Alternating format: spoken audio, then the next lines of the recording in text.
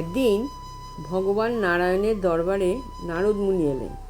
তিনি সবসময় ভগবানের নাম গান করে বেড়াতেন এবং নিজেকে ভগবানের সবচেয়ে বড় ভক্ত বলে মনে করতেন। নারদ মুনি এসে বললেন, প্রভু, পৃথিবীতে আমার চেয়ে বড় ভক্ত আর কেউ নেই, তাই না?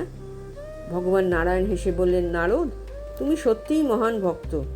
তবে আমার এক কৃষক ভক্ত আছে যার ভক্তি তোমার চেয়েও গভীর। এ কথা শুনে নারদ মুনি একটু বিস্মিতই হলেন।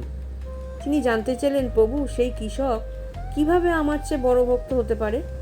তখন ভগবান নারায়ণ বললেন, তুমি এক কাজ করো, আজ সারা দিন এক পাত্র জল ভরে মাথায় নিয়ে ঘুরে বেড়াও, কিন্তু একবারও জল পড়তে দিও না, কিন্তু তারপর আসবে।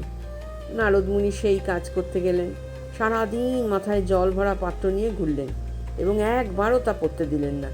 সন্ধ্যায় তিনি ফিরে এলেন। ভগবান জিজ্ঞাসা করলেন, বলো তো নারদ, আজ সারাদিনে কতবার আমার নাম নিয়েছ? নারদ লজ্জায় মাথা নিচু করে বললেন, একবারও নয় প্রভু, কারণ আমি সব সময় জল পড়ে যাবে কিনা সেটাই দেখছিলাম। তখন ভগবান নারায়ণ বললেন, দেখো নারদ, সেই কৃষক প্রতিদিন সংসারের কাজ করে, খেতে চাষ করে, পরিবার সামলায়, তবুও দিনে অন্তত 3বার আমার নাম নেয়।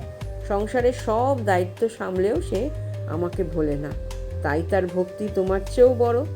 নারদ মুনি বুঝতে পারলেন, প্রকৃত ভক্তি মানে শুধু নির্জন স্থানে বসে ভগবানের নাম জপ করা নয়, বরং সংসারের দায়িত্ব পালন করেও ভগবানকে মনে রাখা যায়। জয় শ্রীকৃষ্ণ, গোবিন্দায় নমঃ।